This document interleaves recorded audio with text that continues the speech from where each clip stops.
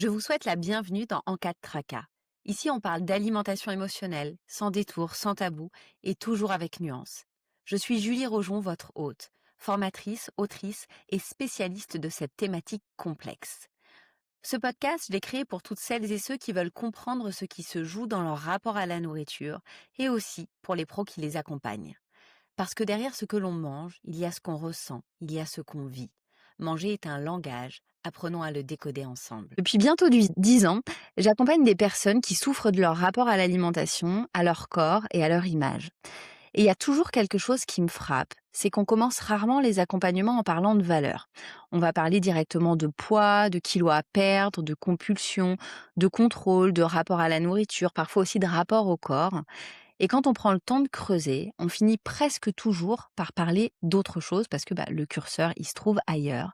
On va évoquer la place qu'on s'accorde, la façon dont on va se regarder, la façon dont on imagine être regardé. De ce sentiment qui est parfois diffus, qu'on serait plus heureuse, plus heureux, plus légitime, plus aimable, plus sereine, si seulement on parvenait à changer quelque chose de soi. Et souvent, ce quelque chose, eh bien, ça prend la forme du corps. Peut-être que vous l'avez déjà vécu, déjà entendu. C'est ce fameux quand j'aurai perdu du poids, alors, quand je serai plus mince, alors, quand je serai plus à l'aise avec mon image, alors je pourrai. Et ce rapport qui est totalement conditionnel au corps, eh bien, je le comprends parce que moi, je l'ai moi-même vécu, j'ai moi-même expérimenté. Et aujourd'hui, j'ose le dire, bon, je crois que j'ai toujours dit, mais c'est une chimère, c'est une illusion. On peut changer son poids sans se sentir plus légitime. On peut changer son apparence sans se sentir plus aimable. On peut changer son corps sans pour autant se sentir davantage à sa place. Et c'est précisément pour cela que j'avais envie d'avoir cette conversation aujourd'hui. Parce que lorsque j'ai préparé cet épisode avec Chloé Hollings, que vous allez avoir le plaisir de découvrir, eh bien, j'ai eu le sentiment que son parcours racontait quelque chose de beaucoup plus universel qu'une simple histoire de corps. Chloé, elle est autrice, comédienne de doublage. Elle a évolué, elle est actrice, j'ai oublié de dire le principal, et elle a évolué dans des univers où l'image, en tout cas me semble-t-il, hein, l'apparence, le regard des autres occupe une place considérable. Mais ce qui m'intéresse aujourd'hui, c'est pas tant ce que ces univers disent du corps, mais ce qui révèle de la manière dont nous construisons notre identité, de la façon dont nous apprenons à finalement dépendre notre valeur de quelque chose d'aussi vivant, d'aussi changeant, fluctuant que notre corps, que notre apparence. Alors, dans son premier livre, Chloé, qui s'appelle Fuck les régimes, questionnait la culture des régimes et l'obsession du contrôle. On en reparlera de ce livre que j'ai beaucoup apprécié. Et dans Entière, son deuxième livre, j'ai eu l'impression qu'elle poursuivait cette réflexion dans un autre endroit qui parle moins de poids, mais davantage de ce qu'il faut parfois déconstruire pour cesser de chercher sa valeur à l'extérieur de soi. Alors aujourd'hui, j'aimerais bien qu'on remonte ensemble le fil avec elle autour de cette question centrale, qui est une question centrale dans mon travail. Peut-on réellement se sentir entière lorsque l'on a appris à faire dépendre sa valeur de son apparence? Voilà, le contexte est posé. Et Chloé, je suis vraiment très heureuse, ravie de t'accueillir aujourd'hui. Alors, toutes les deux, ça fait déjà quelques années qu'on échange grâce aux réseaux sociaux. Donc, comme quoi les réseaux sociaux ont aussi des Du bon. vertus. Exactement.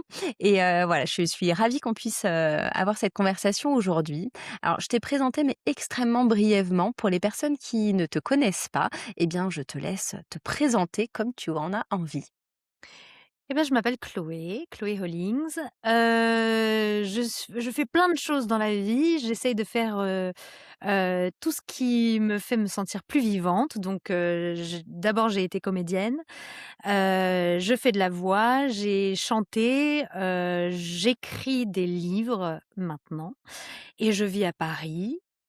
J'ai 38 ans, voilà quoi. Je suis franco-britannique aussi, donc si jamais je glisse parfois dans l'anglais, c'est pas pour me la péter, c'est juste parce que parfois c'est juste plus facile de trouver les mots et je trouve qu'aujourd'hui, les gens se débrouillent assez bien en anglais grosso mo enfin globalement pour que je puisse me permettre de faire ça.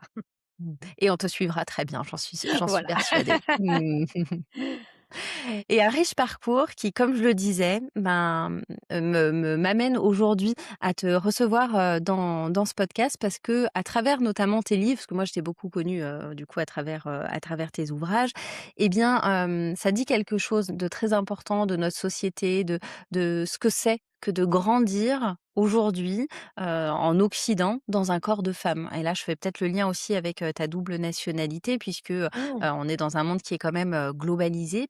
Et quand j'ai préparé cet épisode, eh bien, je me suis, dit qu'on allait parler de beaucoup de choses, de probablement de régime, de féminité, du regard social.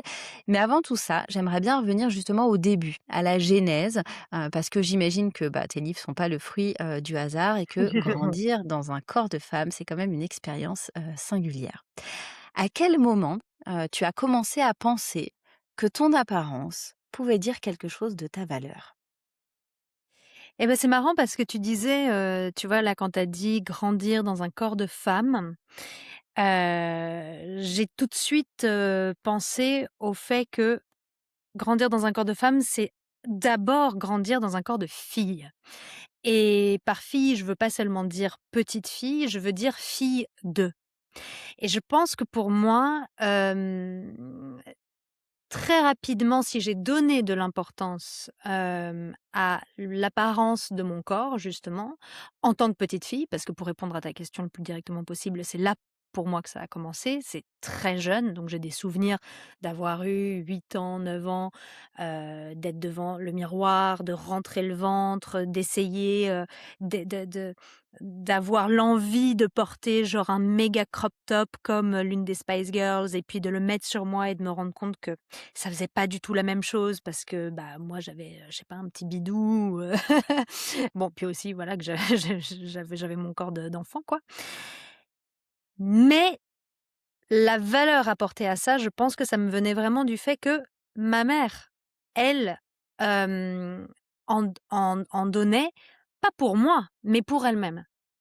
Et donc, je crois que la raison pour laquelle, pour moi, ça commence, aussitôt, c'est pas tellement, enfin, je pense que l'environnement général, évidemment, ça compte et les messages subliminaux, pas si subliminaux d'ailleurs, étant absolument partout, c'est sûr que j'ai reçu l'information. Cependant, je pense qu'il y en a il y en a quand même peu qui sont aussi puissantes que celles que ma mère m'a transmises en se regardant elle-même avec une forme de dégoût et en répétant très souvent que il fallait qu'elle perde du poids, qu'il fallait que voilà, que c'était absolument une catastrophe d'être passée, moi je me rappelle quand elle est passée du 38 au 40 quoi. Je veux dire, c'est un souvenir que j'ai. Le jour où elle a dû mettre du 40, heu et j'arrive pas à croire que je me souvienne de ça, quoi. Mmh. Donc voilà, je pense que pour moi, ça commence vraiment dans l'enfance. Évidemment, comme je disais, hein, les films, les séries, les magazines, les publicités, les tout ce que tu veux, ça joue son rôle. Mais à la maison, il se passe des choses, ils se disent des choses dont on n'a pas toujours conscience et encore une fois, ma mère ne m'aurait jamais dit des choses négatives sur mon corps. Jamais elle n'aurait voulu me dire directement, mais je pense que du coup, elle ne se surveillait pas. Elle ne surveillait pas les paroles qu'elle s'adressait à elle-même. Or moi, je les entendais. Mmh. Alors, c'est très intéressant ce que tu dis, Chloé, je te remercie. Moi, c'est quelque chose que je rencontre tout le temps en suivi et que j'enseigne. C'est finalement, c'est la mère et c'est aussi les grands-mères. C'est vrai que tu t'es arrêtée à une Mmh. génération, mais ça pourrait même être plus haut et voilà, la conversation n'a pas pour vocation à culpabiliser, les mères qui peut-être nous Pas du écoutent tout. mais bien évidemment, les enfants regardent, leurs parents vivre, leurs mères vivre qui sont, aussi empreints de complexes qui leur ont été, transmis par la société, tu le disais, très bien, une oppression systémique qui est faite, sur le corps des femmes et bien souvent ça touche les petites filles. Les chiffres qui sont sortis récemment sur l'insatisfaction corporelle des petites filles est absolument, effarante. On est sur plus de la moitié des petites filles aux alentours de 8 ans qui souhaitent perdre du poids. Oh Donc on est vraiment voilà, c'est terrible, ça commence dès le plus jeune âge et comme tu le disais, dans un corps déjà de petite fille, on intériorise énormément, de normes et c'est vrai qu'on parle là des petites filles, mais tout ça s'étend aussi, aux petits garçons et à la Mmh. grossophobie, ambiante, qu'on peut rencontrer, tous les jours malheureusement. Ouais. À ce moment-là, quand tu es, petite fille, quand tu vois, ta mère, se juger, quel message tu as pu intégrer sur ce qu'il fallait faire pour être, pour mériter l'amour, un amour inconditionnel, pour être admirée, pour être, reconnue, aussi bien dans ton corps que pour, qui tu étais vraiment? Je pense que enfin, en fait, j'ai pas la réponse, nécessairement à cette question, mais je pense que ce que l'ambiance générale traduisait, c'est que, il y a comment dire? Il y a un passe-droit à l'amour, en fait et que ça passe par, l'apparence, ça passe par le regard des autres et que en fait, avant de d'avoir la légitimité de s'approuver soi-même d'une certaine façon, il faut, être approuvé par ceux qui nous entourent et ceux qui nous regardent. Mmh. Hem, Parce que clairement, je reviens sur ma mère. Alors c'est pas pour faire une fixation du tout, hein. C'est juste parce que je trouve ça intéressant dans le sens où elle, elle se croyait bienveillante et elle se voyait bienveillante et elle faisait un effort de bienveillance pour sa fille. Mais pas pour elle-même et donc pour moi, c'est vraiment ça que je veux parce que tu as parlé de culpabilité, évidemment, je veux pas culpabiliser les mères, mais je trouve que c'est toujours intéressant, et pour moi, c'est ça qui a été un peu un déclencheur dans mon parcours, c'est de se rendre compte que finalement, parfois on n'écoute pas ses propres enfin, on est beaucoup moins bienveillant vis-à-vis de soi qu'avec, qui que ce soit d'autre, quoi et la non-bienveillance de ma mère m'informait en fait sur le fait que, tu vois, par exemple, je peux te dire que je me souviens du jour où elle est passée d'un 38 à un 40, mais je peux pas te dire: «Je me souviens de ce jour où elle a fait un dessert qui était tellement renversant qu'elle a surkiffé, qu'elle en a refait 3 jours de suite», quoi. Je n'ai pas de souvenir de ce qui apportait du plaisir à ma mère. Je n'ai pas de souvenir de, ce qui la faisait vibrer en tout cas, en termes culinaires et tout. J'ai des souvenirs de recettes qu'elle faisait pour les autres et dont elle était fière, parce que les autres aimaient cette recette, mais pas de ce qui la faisait kiffer elle et j'ai perdu la question, mais c'était pour dire que du coup oui voilà et du coup je pense que c'est ça le message que j'ai tout de suite Que tu as intériorisé? intégré et intériorisé. C'est qu'avant d'accéder à soi, il faut d'abord, convaincre slash, séduire, pas au sens, romantique, mais en tout cas voilà, être approuvé, être validé par une force extérieure. Ouais, il y a presque cette notion d'être, alors je vais utiliser un vocabulaire, un champ sémantique, appuyé exprès, mais il y a presque la sensation d'être si je suis adoubée par mes pairs, alors, je vais pouvoir accéder à, mes besoins, à ce dont je rêve, qui par ailleurs, c'est très antinomique puisque, on peut pas se suradapter, tout le temps à l'extérieur et en Mmh. même temps, répondre à ses besoins. Mais à ce moment-là, moi, ce que j'entends, c'est que ce que tu intériorises, c'est que il faut plaire aux autres, il faut faire, comme les autres, l'attendent, avec peut-être vraiment une focale, enfin un focus vraiment très important sur l'apparence physique et tout le reste finalement on le met de côté. Bah, parce que l'apparence physique se voit et c'est Bien beaucoup sûr. plus difficile de prouver, de prouver, nos bonnes qualités, ouais, en tout cas, ça demande plus de temps et c'est pas ce que les gens remarquent en premier. Non, non. Quand tu étais, adolescente, peut-être petite fille, adolescente, jeune femme, est-ce que tu as eu la l'impression qu'il y avait une bonne manière d'être, une jeune femme, d'être une jeune fille? Indéniablement oui.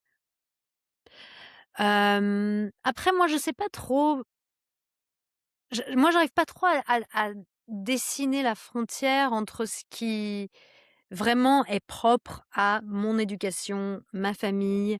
Hem, je pense que ça doit être un peu des 2 de toute façon.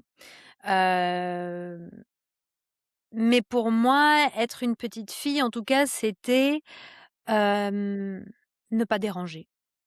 Ne pas déranger, ne pas faire de vagues, m'adapter énormément. Hem oui, voilà, donc bah, rentrer dans le moule. Mmh. Et je pense qu'évidemment, oui, enfin faire, être accepté par les autres, du coup, ça rentrait complètement dans ce projet-là, quoi. Hem, Ne pas être responsable de, d'un malaise, ne pas, voilà, ne pas faire de vagues. Ouais. Mmh. Et ça correspond vraiment, tu vois, moi, à ce que j'entends. Ça peut correspondre aussi à l'éducation que j'ai reçue. Alors pareil, comme toi, je saurais pas définir si c'est mon éducation, si c'est l'empreinte de la société, si c'est la façon dont, de façon, collective et inconsciente, on éduque, les jeunes filles et les femmes en devenir. Mais voilà, de pas faire de vagues, de se taire, de ne pas forcément écouter ses besoins, de ne pas nécessairement s'accomplir, s'émanciper dans l'espace public, et c'est là qu'on peut faire le lien aussi avec l'apparence corporelle, avec l'alimentation. C'est le fait de vivre, malgré soi sous couvert, eh bien, ça nous demande, à un moment donné, peut-être tellement d'adaptation qu'on va aller se diriger vers la nourriture parce que tout ça est trop insupportable et qu'il faut un moyen, d'anesthésier ce que je ressens, quelque chose, tu vois, d'aller chercher quelque chose de sédatif pour rééteindre, Mmh. toute le peut-être, la colère, l'énervement intériorisé, non exprimé et non conscientisé, que cette suradaptation, nous demander. Ouais, c'est sûr. Est-ce que toi, à cette époque, ça te coûtait quelque chose, ou est-ce que tu as eu conscience que ça te coûtait quelque chose de tendre à répondre à cet, idéal? Oui. Je pense pas que je le vivais comme je le vivais comme une nécessité, je pense que j'étais quand même très jeune, je me posais pas la question vraiment de si ça me faisait souffrir ou pas.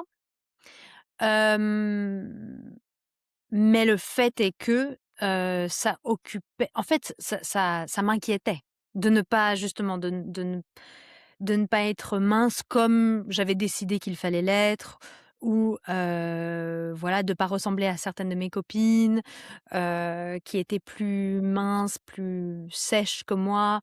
Hem, En fait, ça m'inquiétait. La façon dont je me nourrissais, du coup, m'inquiétait. Enfin, il y avait tout un truc autour de la nourriture et même l'effort physique qui pesait comme un espèce de comme un poids dans ma cervelle et qui était quelque chose qui me faisait cogiter. Mmh, Qu'est-ce que donc je il y a vais déjà de la manger? charge Comment je mentale. vais Mmh. manger? Oui, oui, voilà, déjà de la charge mentale, en fait. Surtout une charge mentale compliquée parce que je savais, au fond, que je pouvais pas dire à mes parents, «Je mange plus de pain», par exemple. Mmh. Donc c'était aussi, comment le faire sans que ce soit trop découvert non plus. Comment le faire un peu en cachette? Comment le faire, mais quand même, j'aime bien manger, donc comment le faire et quand même prendre du plaisir? Comment, enfin voilà, et donc beaucoup, beaucoup de déceptions, et ça, c'est un cycle qui est arrivé très tôt. C'est le fait de passer de la bonne idée à la déception, un peu en permanence. La bonne Mmh. idée n'étant pas une bonne idée, bien sûr, hein, mais ce que je Oui, bien considérais sûr. être, comme une solution, un fixe, genre: «Ah mais attends, si je fais ça tous les soirs pendant 1 an, c'est sûr que, voilà». Sauf qu'en fait, ça ne marche pas comme ça, jamais jamais, c'est pas ça qui motive. Et donc voilà, et donc c'était beaucoup un cycle répétitif de: «Eureka! Ah, je suis nulle. Eureka! Oh non, Mmh. c'est nul». Mmh. Et là, ce que tu pointes du doigt, et qui arrive vraiment très tôt, hein, chez les jeunes femmes, chez les adolescents, chez les adolescentes, c'est l'insatisfaction corporelle qui engendre encore plus d'insatisfaction corporelle et qui va atteindre l'estime de soi. Mmh. Je veux perdre, du poids pour ressembler à mes copines, pour ressembler à mes égéries. Là, tu parlais des Spice Girls. Bon, on est de la Pour même être année, du coup, on a accepté, les en fait, hein. voilà, on a les Mais mêmes références. Mais ouais. et du coup, voilà, je veux leur ressembler pour être acceptée, pour correspondre à un idéal, qu'on m'a imposé. J'essaye, je trouve une idée qui me paraît être une bonne idée. Cette idée est intenable ou n'a pas les résultats escomptés. Je suis nulle, je porte de la honte, je porte de la culpabilité, et c'est finalement un cycle sans fin qui va alimenter l'insatisfaction corporelle, qui va, atteindre énormément l'estime de soi et qui va empêcher ensuite de se construire, d'une manière, libre, Mmh. dans la vie de jeune adulte, et qui peut avoir plein de répercussions. Tu disais que du coup, bah, à cette période-là, assez jeune, tu essayais de faire changer, ton corps. Est-ce que à ce moment-là, il y avait, ce fantasme dont je parlais dans l'introduction de: «Si je change mon corps, alors, qu'est-ce qui aurait pu changer dans ta vie?» Finalement, qu'est-ce qui a motivé, consciemment tous ces essais infructueux?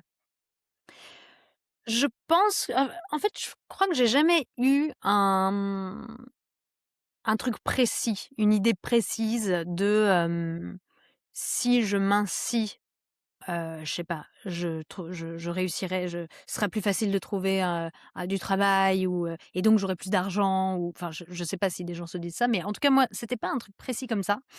Je pense que ce que je visais finalement, c'était d'une part un soulagement, juste généralisé. C'est-à-dire, en fait, on me foutra la paix. Je pourrais me foutre la paix parce que ça sera fait en fait. Ça sera plus un dossier. Personne ne va se poser la question de mon poids quand ils vont se rencontrer parce que évidemment j'imaginais que les gens se posaient cette question alors que je pense que c'était absolument pas le cas. mais mais l'idée c'était voilà quand on va me rencontrer, je n'aurai plus, je serai à ma place en fait. Je n'aurais Mmh. plus besoin de faire semblant, d'être à ma place. Je le serais vraiment. Je serais tout de suite acceptée, et donc je serais aussi, soulagée de cette sensation de jamais correspondre. Mais en fait, c'est vraiment comme, la cigarette que tu fumes parce que elle va te soulager du besoin qu'a provoqué, la cigarette précédente, en fait. Enfin, c'est un truc qui s'auto-engendre.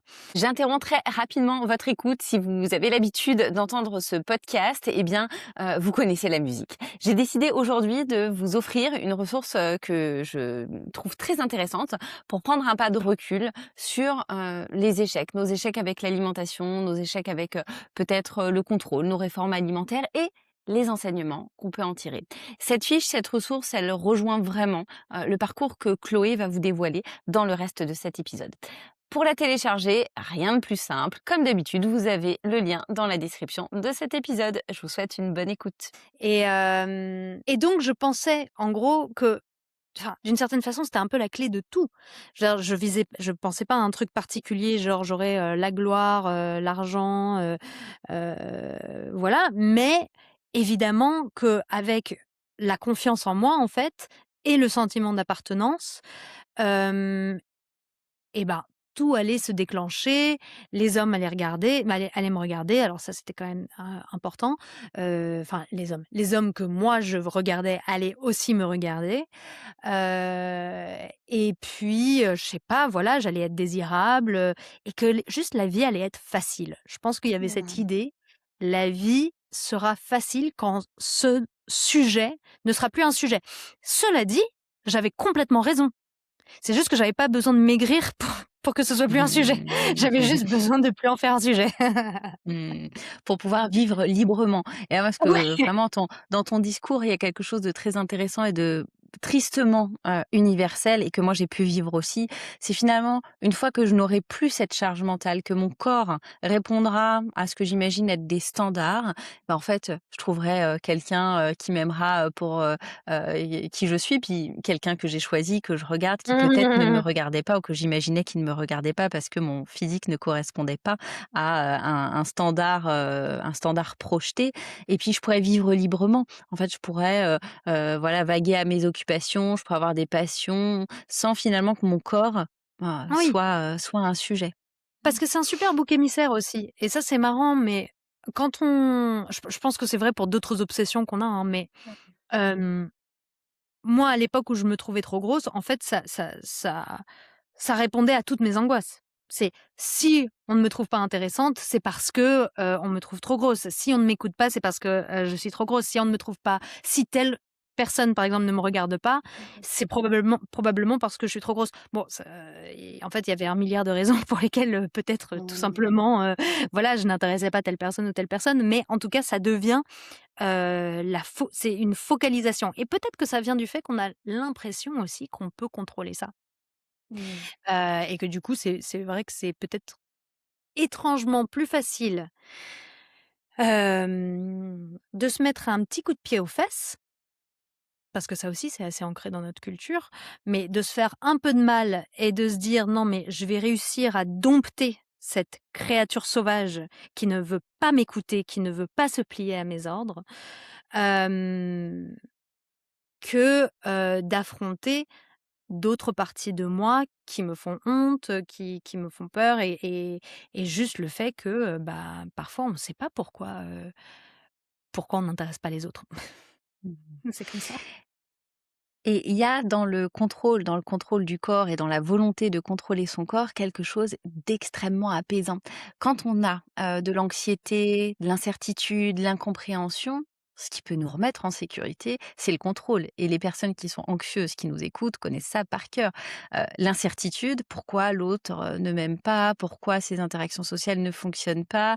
L'anxiété de performance, en fait, comment est-ce que je me soulage? Et ben, en maîtrisant, en contrôlant. Donc finalement, quoi de plus facile et en même temps, quoi de plus difficile que de maîtriser son alimentation, que de tenter de maîtriser son corps qui, comme tu l'as dit, est indomptable. En fait, le corps, c'est très difficile pour certaines personnes et je l'entends, à appréhender. En fait, on choisit pas son corps et c'est là où parfois aussi entendre sa mère, se parler de manière extrêmement difficile, c'est difficile pour l'enfant, c'est difficile pour la fille parce que bah, bien souvent quand même on alors ça dépend des aujourd'hui il y a plein de types de familles différentes, donc on peut ne pas ressembler physiquement, à ses parents, mais bien souvent on ressemble quand même à ses parents puisque a priori, on va, partager leur génétique et du coup quand on entend, notre mère se dévaloriser finalement, c'est nous, qui nous dévalorisons, qui nous enfin on entend, en tout cas un jugement de valeur sur, aussi sur notre, propre corps. Bah, surtout que je pense qu'il y a un double discours. C'est-à-dire que, bon, je sais pas si toutes les mères font ça, mais je sais que ma mère a beaucoup tenu le discours de, je tu es mon bébé d'amour, je t'aime parce que tu es une partie de moi, parce que tu es mon Ouais. prolongement, parce que tu viens de moi. Donc, bah, ça c'est à double tranchant. Bien sûr. Et on devrait promouvoir davantage la compassion, l'autocompassion, radicale. Finalement, les mots qu'on s'inflige à nous-mêmes, on ne les infligerait jamais, à nos enfants, à nos proches, à nos amis. Ouais. Et p juste par rapport à ce que tu disais aussi sur le contrôle, c'est là aussi que le reste de la société intervient, mais à chaque fois que dans un magazine, dans bon maintenant c'est beaucoup des réels Instagram, des trucs comme ça, on te donne la sensation vraiment c'est tellement facile en fait. Il suffit de faire ça, ça et ça et tout va se mettre dans l'ordre et d'ailleurs regarde moi je l'ai fait et regarde où j'en suis, enfin voilà et donc c'est à la fois on a cette, ces anxiétés, cette incertitude, bah, presque, je pense normale, existentielle aussi, heu, qui sont inconfortables à porter et à transporter. Mais à côté de ça, on a plein de médias qui, nous donnent, des recettes, des tips, et donc ça paraît évident d'aller essayer ça. Bien sûr et puis c'est immédiat. C'est comme la nourriture. En fait, le soulagement est immédiat, alors que travailler sur soi et regarder, comme tu le disais, toutes ces parts de vulnérabilité, tout ce qui est plus difficile, bah, en fait, ça prend du temps. Et dans une Mmh. société où on est vraiment, tourné vers l'immédiateté et puis quand on souffre, en fait, on veut aussi une réponse immédiate et ça s'entend. Eh bien, les régimes, le contrôle sur l'alimentation, le contrôle sur le poids, l'activité physique, bah, nous donnent l'illusion d'un contrôle immédiat. Alors que Ouais. finalement, si on regarde à long terme, c'est délétère. Et c'est d'ailleurs ce dont je me suis rendu compte, là je m'avance peut-être un petit peu sur ton programme, mais on va dans mon livre, je raconte, du coup qu'à un moment j'ai décidé d'arrêter de faire des régimes tout simplement et j'ai pris beaucoup de poids d'un coup et une fois que j'ai eu pris ce poids, heu, je me suis rendu compte que en fait je me détestais autant avec, 20 kilogrammes en plus qu'à l'époque où j'étais au régime tout le temps et que j'avais donc 20 kilogrammes en moins. Mais la seule différence, c'est que je ne pouvais plus le cacher. Et en fait, je me suis dit: «Tiens, c'est marrant, mais toute cette obsession de la minceur et le contrôle justement et les régimes, c'était comme une espèce de mascarade qui me permettait de comme un costume derrière lequel en fait je me disais: "Mais personne ne va se douter en fait que je ne vais pas bien"». Alors qu'une fois que j'avais repris du poids, je me sentais exposée. Mmh. Voilà. Et justement, comme tu parles de ce livre qui s'appelle «Fuck les régimes», alors que, bah, moi j'aime je disais, je l'aime beaucoup parce que quand j'avais encore un cabinet en présentiel, c'est un livre que je passais beaucoup aux jeunes filles, aux adolescentes qui commençaient à cultiver de l'insatisfaction corporelle Mmh. et qui venaient me voir aussi parce que, bah, elles voulaient savoir comment est-ce que je pourrais faire pour perdre du poids, pour perdre ce petit gras au niveau du ventre. Bien évidemment, je ne répondais pas à cette demande-là, enfin, en tout cas, j'y répondais différemment et ton livre a été un chouette support qui a provoqué pas mal de déclics. Toi, qu'est-ce qui t'a donné envie de d'écrire, ce livre et de retracer ton récit de vie? Hem, En fait, là, tout à coup, j'ai un trou de mémoire. Hem, Ça s'est passé en 2 temps.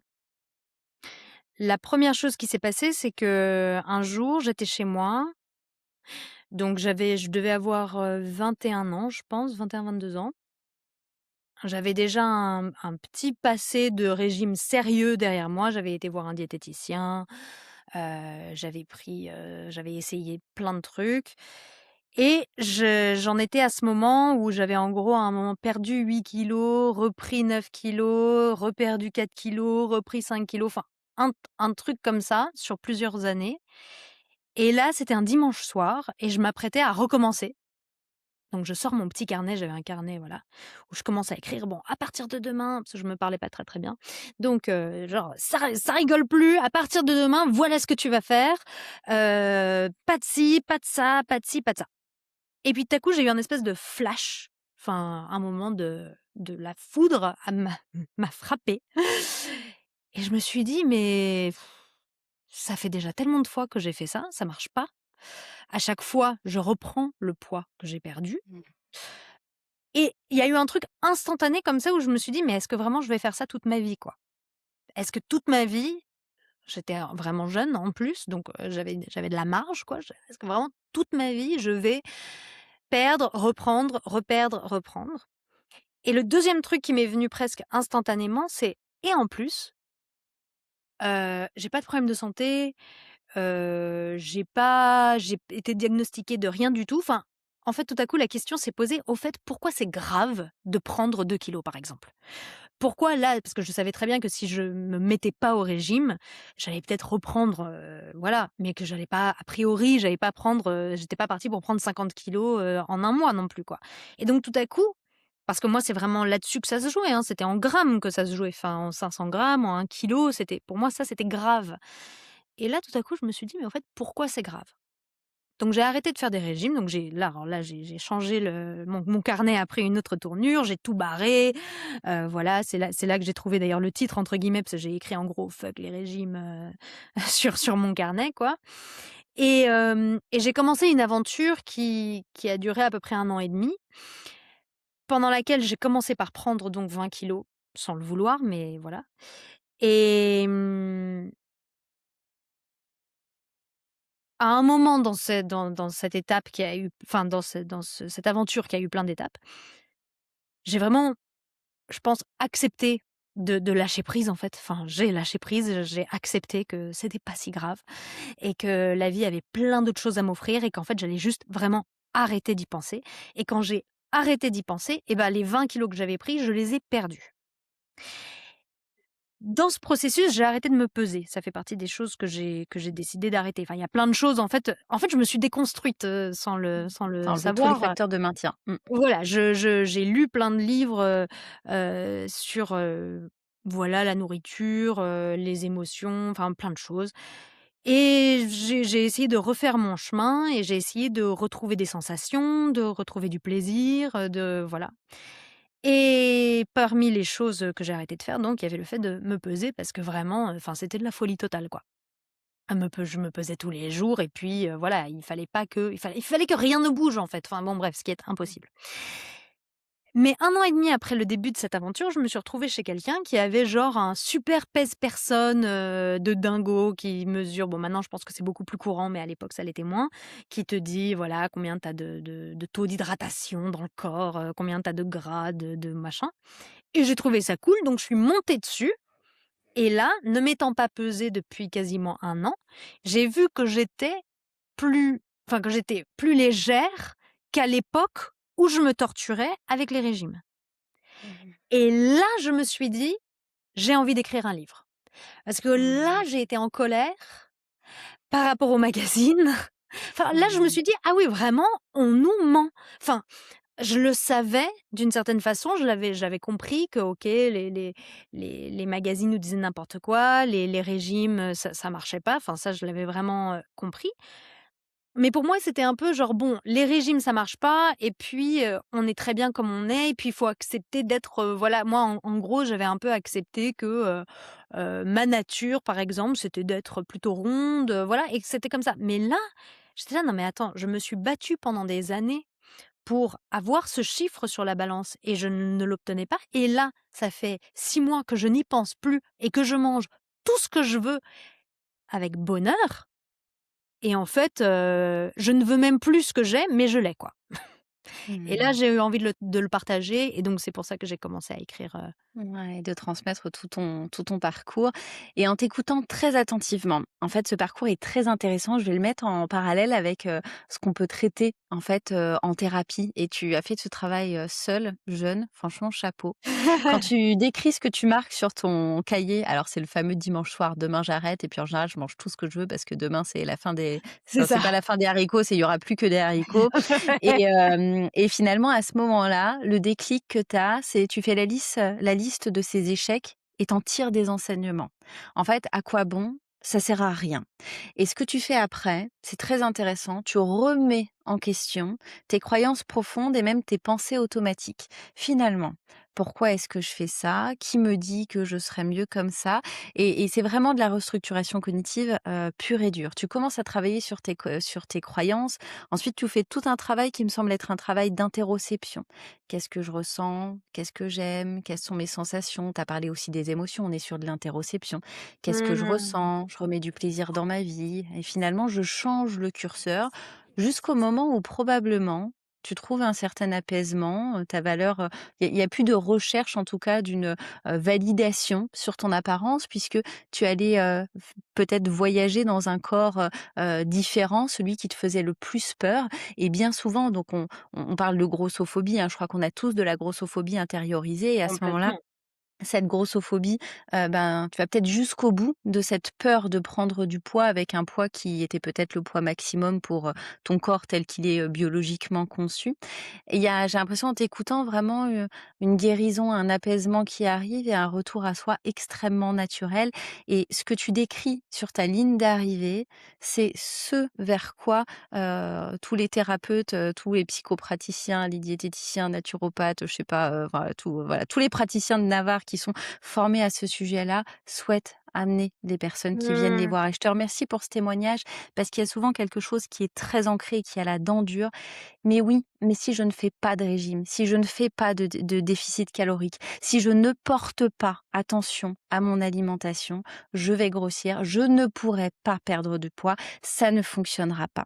Et Non. cette croyance-là, c'est la croyance la plus centrale et la plus difficile à déboulonner, même chez les personnes que je forme. Parfois, je vois qu'il y en a qui restent quand même accrochés à cette idée qui me semble être, je comprends qu'on puisse l'avoir, mais qui est erronée.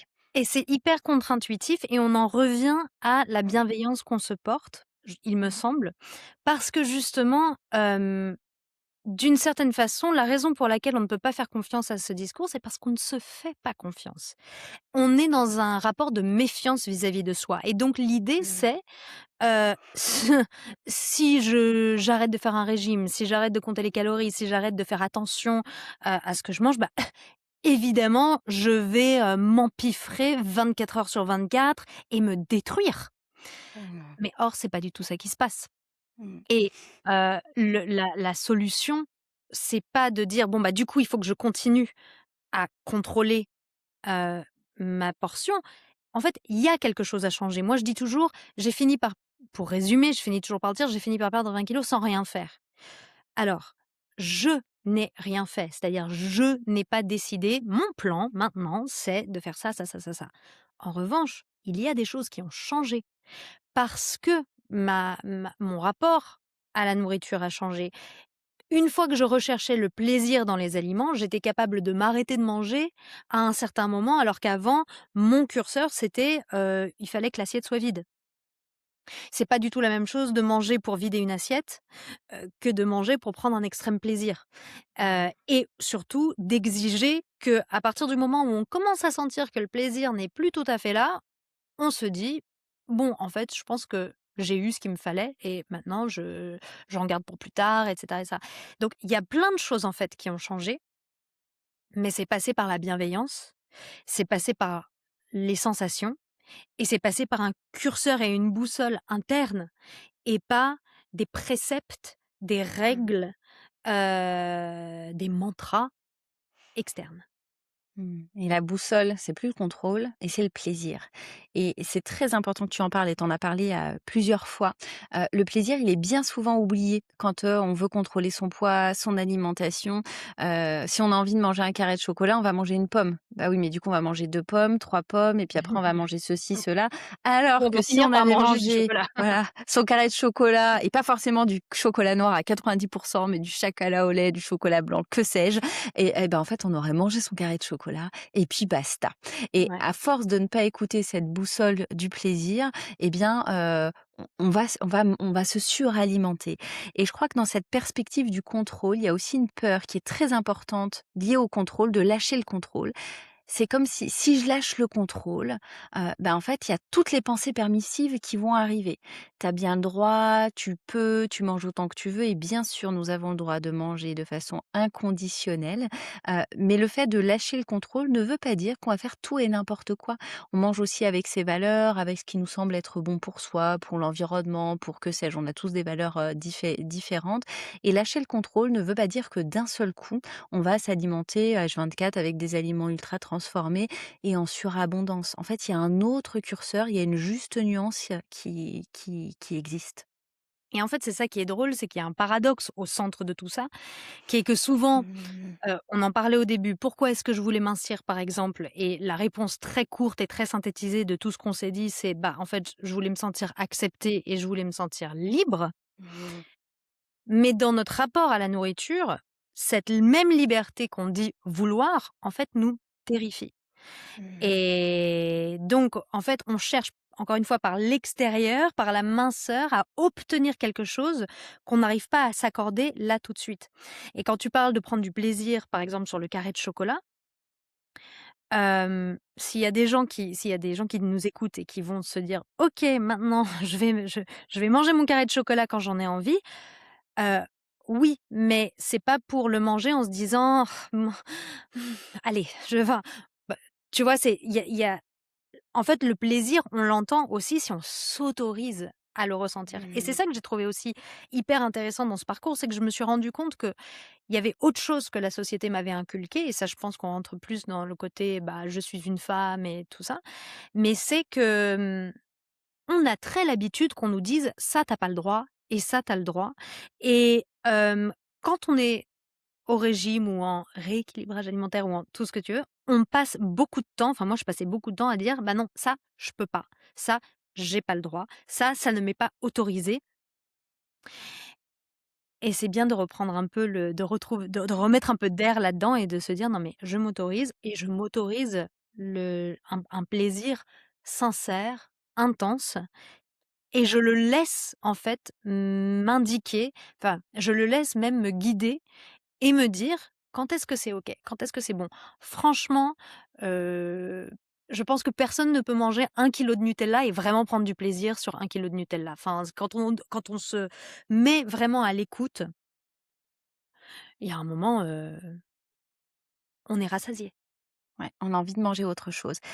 Et ce que j'aimerais bien ajouter, pour compléter ce que tu dis, c'est que finalement le plaisir, souvent on l'allie au Nutella, au chocolat, aux aliments qui sont classés interdits. Interdit. Mais en réalité, je peux prendre énormément de plaisir à aller chercher, je sais pas, mes légumes dans le jardin, à me composer une grande salade qui va être gourmande et puis après à manger, un burger, que sais-je en fait. Le plaisir n'est pas nécessairement relié à des aliments qui sont interdits Mmh, et mmh mh. c'est le discours qu'on tient, peut faire peur parce que justement si je lâche le contrôle, si je me fais plaisir, en fait je me fais plaisir avec la transgression de règles préétablies que tel ou tel aliment, j'ai le droit, j'ai pas le droit. Et du coup, je vais prendre du plaisir avec les aliments qui sont étiquetés avec une grande banderole rouge. Alors qu'en réalité, le plaisir, il passe peut-être aussi, et j'ai l'impression que c'est vraiment ce que tu as fait dans ton chemin, par le fait de déclassifier tous les aliments. Et que finalement, bah, tous les aliments sont autorisés. Et ce qui Mmh. me fait m'orienter vers tel ou tel aliment, vers des assiettes qui me font plaisir, ben, en fait, c'est mon plaisir et c'est non pas la norme imposée par l'extérieur de c'est bien, c'est pas bien. Ouais, et parce que le plaisir est autorisé aussi. Exactement, et il y a quelque chose, c'était très intéressant ce que tu disais aussi au niveau de la des femmes finalement. On nous fait grandir avec, l'image qu'il faut pas faire de bruit, il faut être petite, ta Mmh. et finalement le plaisir, le fait de jouir vraiment Mmh. de notre alimentation, de jouir tout court d'ailleurs aussi, de la vie, eh bien en fait c'est quelque chose qui est un peu, interdit. Il faut un petit peu finalement se cacher et avoir du plaisir, c'est pas quelque chose qu'on nous enseigne nécessairement. Ouais. Et je fais le pont avec ton deuxième livre que tu as écrit beaucoup plus récemment après ce livre sur, les régimes, un livre sur le fait d'être entière puisque c'est son titre. Entre ces 2 livres, bon je crois qu'il s'est pas il y a eu peut-être une décennie. Qu'est-ce qui a Ouais. changé chez toi? Ah! Plein de choses. Bah, déjà j'ai vécu sans me poser de questions sur ce que je mangeais, et ça, c'était la première fois que ça arrivait, et donc je pense que ça a laissé la place à beaucoup de choses, beaucoup d'autres choses. Bah, le fait de commencer à écrire, par exemple. Heu, je je me suis mieux connue, enfin, je sais pas trop comment là, tout à coup, tout me défile, devant les yeux. Je suis partie vivre aux États-Unis, je suis revenue, j'ai hem, qu'est-ce qui s'est passé? Enfin, oui, je sais pas, en Tu as fait, trop traversé dire, la vie. j'ai traversé la vie m'a Mmh. traversée. Hem, Et qu'est-ce que signifie entière alors? Tu arrives de Fuck les régimes à entière, qu'est-ce que mmh, ça signifie?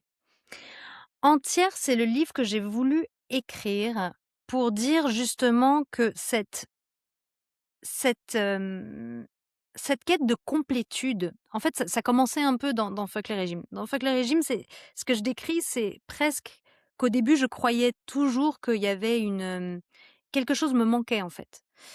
Tant que je n'avais pas justement le corps parfait ou voilà, je pouvais pas me détendre. Je disais, j'étais à la recherche d'un soulagement tout à l'heure, et ce que j'ai découvert par la suite, c'est qu'en fait, cette idée-là, elle ne s'est pas délogée, si facilement. Sauf que par la suite, c'était plutôt, bah, voilà, si je suis pas parfaite, mais plus en termes de, je sais pas, de valeurs, de résilience, si je suis pas si je corresponds pas, si je suis pas toujours heureuse, si je suis pas toujours, voilà, il y a un truc qui manque. Ce que j'ai voulu dire avec Entière, c'est: «Non mais la vie, elle nous en envoie de tous les côtés. Quoi qu'on fasse, quoi qu'on vive, qu'on soit au top de notre forme ou pas au top de notre forme, parce que de toute façon les 2 arrivent et les 2 existent, on suffit». Moi, ce que je trouvais très lourd à porter, c'était cette idée qu'il y avait toujours un petit truc à faire en plus, un petit effort à faire en plus ou un gros effort à faire en plus pour prouver qu'on avait juste le droit d'exister. Mmh. Hem Et en fait, ça représentait une énorme pression, avec laquelle, je vivais. Quand j'ai réussi à me dire: «Non mais», à réunir les contradictions et à me dire: «Non mais en fait, hem, ce qui m'a fait du mal est aussi», comment dire? Je ne suis pas je n'ai pas moins de valeur parce qu'il m'arrive des choses, douloureuses. Je n'ai pas plus de valeur parce que j'arrive à montrer qu'en permanence tout va bien et tout, et c'est plutôt dans cette réconciliation, des choses douloureuses et des choses lumineuses, bah, voilà, qu'on existe et c'est très bien comme ça. Mmh. C'est finalement je suis comme je suis et ce que je crois entendre, de ce que tu de la façon dont tu racontes ton parcours, c'est finalement, il y a toujours, peut-être dans ces 10 ans, un cheminement de je vais quand même chercher la validation des autres et il y a quelque chose qui est peut-être empreint de, la performance, de la recherche de la perfection, le défaut qu'on pourrait donner au développement personnel. Voilà, le fait qu'il faut toujours se Mmh. développer, être une meilleure version de soi-même et qu'à un moment donné, stop en fait. Je Ouais. suis comme je suis, avec, ben, tout le lot, de la vie qui est faite de grands bonheurs et d'adversités. Mmh. À quel moment tu as compris que, bah, la question, c'était pas celle de l'enveloppe corporelle, du poids, nécessairement de l'apparence, mais que la question, elle se posait différemment? Je pense que je l'ai compris alors, pour le coup, bien avant l'écriture de mon deuxième livre. Je pense que je l'ai, compris dans un premier temps, quand j'ai fait mmh,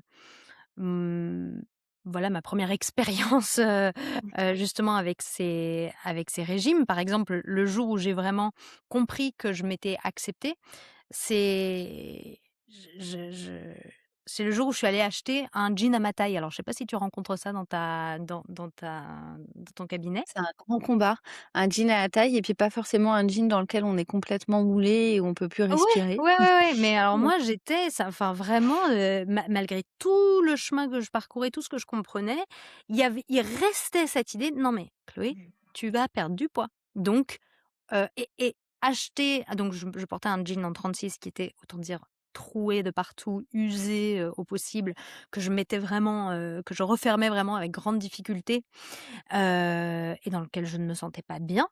Mais pour moi, acheter autre chose aurait voulu dire que je me soumettais d'une certaine façon, à mon corps et que je me soumettais à cette réalité que, en fait, je n'aimais toujours pas et avec laquelle je n'étais pas d'accord et donc je refusais de le faire et puis finalement un jour, bon, j'ai plus trop eu le choix.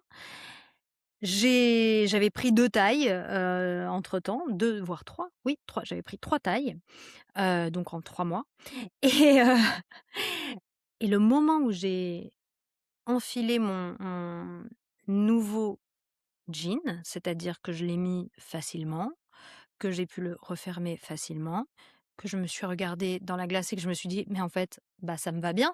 Beh, parce que ça me va, tout simplement. Hem, Bah, ce soulagement-là que j'avais toujours recherché et bah, en fait, je l'ai éprouvé et Mmh. là, je me suis vraiment rendu compte qu'on ne parlait que d'un numéro, en fait, qui était sur une étiquette, heu et que c'était à ça que je faisais la guerre et là, je me suis sentie un peu ridicule. Je me suis dit: «Ah non, mais tout ça, Non. pour ça?» Enfin, en fait, vraiment tous ces efforts, ces années d'efforts, de contraintes, puis de maltraitance, parce que, bon, alors là, pour le coup, j'étais la première à m'insulter aussi dans la glace et tout, comme si c'était ça qui allait me motiver. Heu, mais vraiment tout ça parce que je pouvais pas accepter qu'il y ait un 4 et un 2 sur l'étiquette de mon jean, quoi, en gros. Enfin, c'est de ça dont on parle. Et Mmh. hem et je sais que faire du 42, c'est pas être grosse, hein, du tout. C'est la Mais taille, c'est c'est mais c'est le ouais, mécanisme que je remets bien en sûr. en question. Je veux dire, Mmh. ça aurait pu être un 38, hein, d'ailleurs. Ça, en fait, ça n'a aucune importance parce que tout ça n'est pas rationnel. Hem et et donc il y a ce moment-là et le deuxième moment où je me suis rendu compte que, hem, l'enveloppe corporelle enfin, aujourd'hui, moi, je traite mon corps vraiment comme, une personne, disons, enfin, comme quelqu'un. Je parce que et ce qui a permis ça, c'est qu'à un moment, je me suis aussi rendu compte que le corps renfermait tellement de sagesse, tellement de sensibilité, tellement de savoir. En fait, il y a aussi ça, il y a une question d'humilité, quoi. On veut contrôler quelque chose qui nous dépasse. Tellement, c'est ça que je raconte beaucoup dans Entière aussi, c'est presque des expériences plus, psychocorporelles où, le corps enfin voilà, où mon corps réussissait à exprimer des choses, qui se passaient à l'intérieur de ma tête ou à exprimer des choses que mon inconscient, renfermait, d'une façon parfois extraordinaire et en fait, quand j'ai juste accepté le fait que nos corps sont tellement plus que ce qu'on veut bien croire ou ce qu'on veut bien,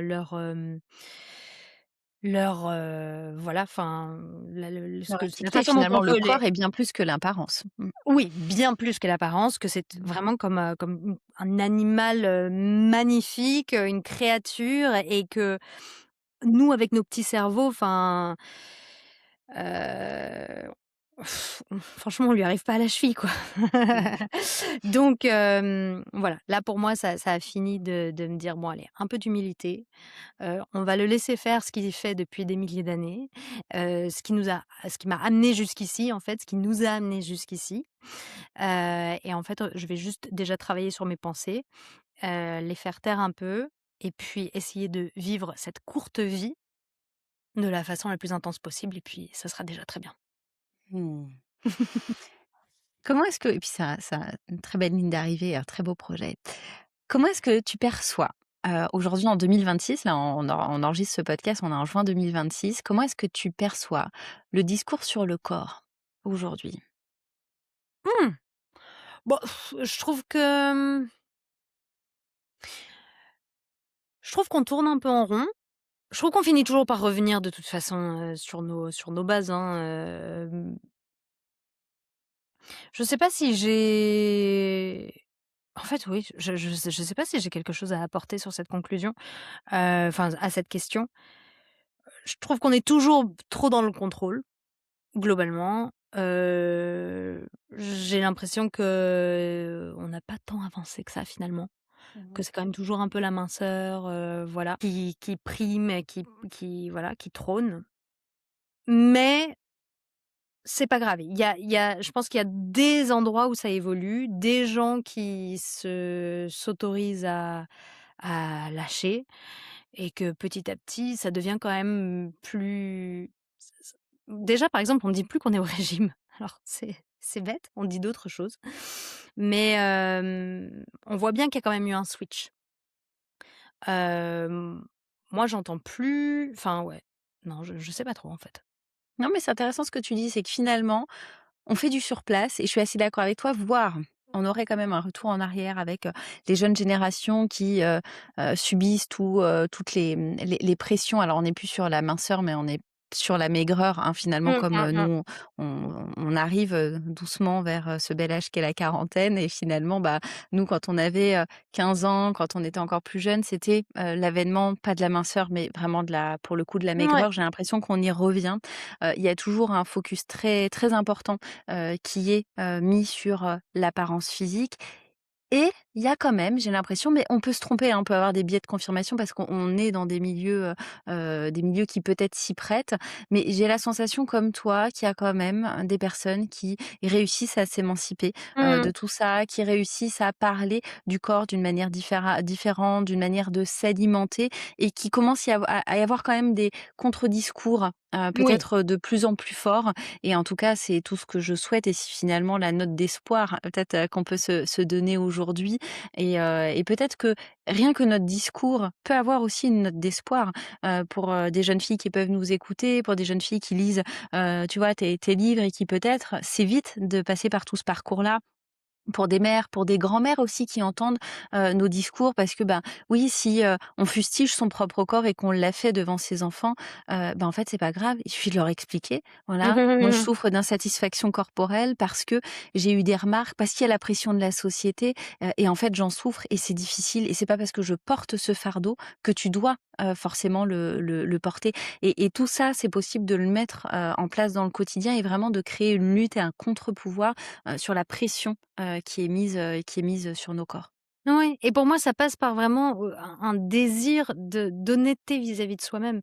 Hem, il faut être capable, je pense, de se dire: «Non mais, en fait, par exemple, enfin, je veux dire, moi, je m'en suis sortie au moment où je me suis rendu compte d'une certaine façon que j'étais face à une addiction, que j'étais face à quelque chose qui n'était pas sain et c'est très compliqué Mmh. parce que tout le monde nous dit que c'est normal. Alors en plus, aujourd'hui, c'est très bien déguisé parce qu'à chaque fois, de toute façon, ça prend des déguisements, voilà, différents.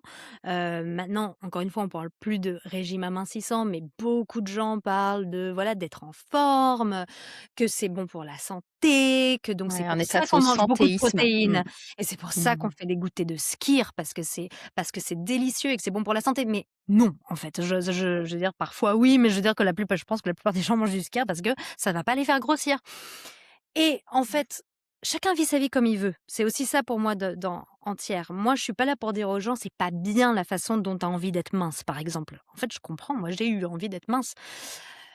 Mais je pense qu'on n'avancera pas et que personne n'avancera tant qu'on ne sera pas capable de se dire: OK, j'ai envie d'être mince, mais c'est un peu de l'ordre du dysfonctionnement. Ça l'est pas toujours, mais c'est Mmh. un peu là, c'est un peu le truc, il y a une fragilité là que je veux pas regarder. Quelle est cette fragilité? Mmh. Et du coup, quand on en parle autour de soi, on peut aussi en parler comme ça. Heu, voilà. Ouais, et qu'est-ce que ça m'apporte? Tu as dit quelque chose de très intéressant, ce sera peut-être notre, conclusion. C'est finalement ce rapport à l'alimentation, ce rapport au corps et ça peut être un déclencheur de prise de conscience. Est-ce que ça m'apporte réellement du bonheur, de la satisfaction? Voilà, est-ce que ça me rend heureuse ou pas? Bon, Mmh. je suis prête à parier que la réponse sera probablement non, mais ça, c'est une frontière qui peut nous laisser dire si est-ce qu'on est dans le fonctionnel et que mon alimentation me va très bien et que j'adore manger du skyr à 16 heures. Personnellement, non. Mais ou est-ce que, bah, finalement, j'aime pas trop et ça m'enferme et finalement, je rentre dans quelque chose de dysfonctionnel et là, il y a quelque chose à aller creuser. Oui et de quelque chose de systématique aussi. Qu'on ait envie Mmh. de temps en temps d'un skirt, je pense que c'est normal. Que tous les jours, on ait réussi à se convaincre que tous les jours on avait la même envie Mmh. à la même heure, pour moi c'est un signe que, enfin, que c'est pas forcément, représentatif de la façon dont on fonctionne, quoi. Mmh. Je te remercie sincèrement d'être venu au micro de d'En cas de tracas. C'était un réel plaisir de t'avoir. On est à peu près 1 heure, de podcast, à 1 heure d'épisode, donc j'espère, sincèrement que vous nous avez écoutés jusqu'au bout et que cet épisode a pu amener, une brique, à votre édifice. En tout cas, n'hésitez pas à nous partager vos commentaires, vos remarques, je pense pouvoir parler pour toi aussi, Chloé. On serait très heureuse de pouvoir vous lire. Bien sûr et merci de m'avoir accueillie, c'était passionnant. Avec grand plaisir. Je vous remercie sincèrement d'avoir écouté cet épisode d'En cas de tracas. Si vous êtes professionnel ou que vous êtes en projet de reconversion et que vous souhaitez aller plus loin, ma formation Accompagner et créer sa propre méthode en alimentation émotionnelle est là pour ça. Vous trouverez le lien dans les notes de l'épisode. Et si le contenu vous a parlé, pensez à le partager ou à laisser un avis. Je sais, ça peut être pompeux d'entendre ça à chaque fois, mais ça compte vraiment beaucoup pour faire passer le message et pour permettre à ce podcast d'acquérir de la visibilité. Alors je vous dis merci et à très vite dans un prochain épisode. Et d'ici là, prenez soin de vous.